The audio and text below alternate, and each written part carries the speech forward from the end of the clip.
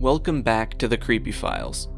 As has been highly requested, we're covering the newest Battington tapes in what appears to be a finale of sorts. So let's get straight into this. Rest Assured is a tape that I initially thought might have been used by the clown, who we now know as the co-owner of M&H Harmony Toys, when he was converting children into toys. But I think it's pretty clear from watching that this is something the clown is watching. Unlike what I had theorized in my last review, the clown didn't die. Instead, he went insane and is in a mental institution, haunted by what he has done. She Can't Sleep starts as the clown's daughter begs him to sing her a lullaby, but he gets very angry with her, telling her that he has an important business meeting that night. Presumably later the same night, the mother comes in trying to protect her, but is shot, and then the girl is shot as well by the clown. Then finally, we can confirm how he's bringing them to life. Satanic rituals. Also, it appears that he can directly communicate with them, and that the dog and Henry were the first to die. There is also a link to a Google Drive folder with various family photos. While creepy, I don't think they're super important to uncovering the plot. Just another spooky layer to the whole story. In the first few seconds of Are You Happy, we see that the clown's toys aren't very popular in the newspaper.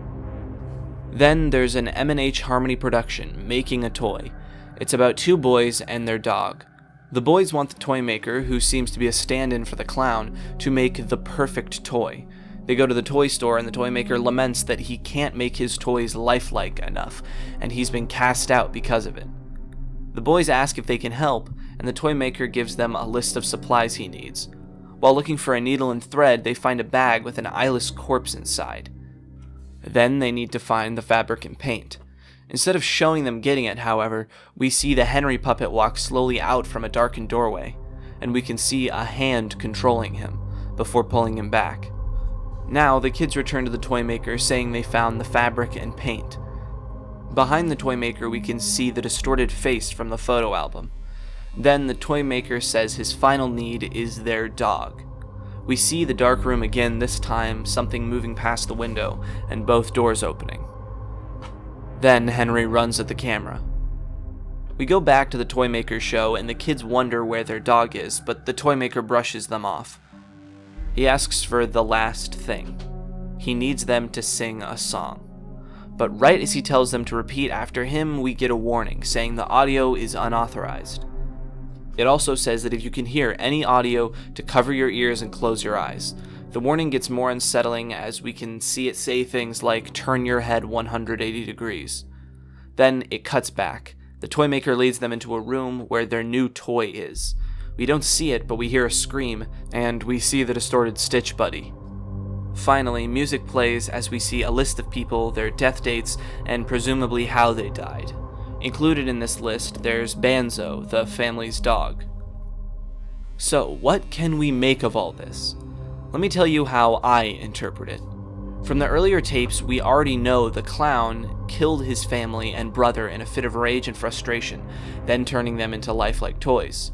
Now, we know that before he had turned them into lifelike toys, he had been ridiculed for being a talentless hack. Besides the unhappiness with his family, this also seems to be like a motivation to make the perfect toy. He used satanic rituals to bring them to life using his children. After they turned on him, he didn't die. It seems like he went insane and is now in a mental institution. The new faces we see who are dead, besides the Bonzo, I believe are either failed experiments by the clown or victims of the cursed Toymaker tape. Clearly, as shown by the warning, the Are You Happy tape isn't just a plot device. It exists in media, in the story.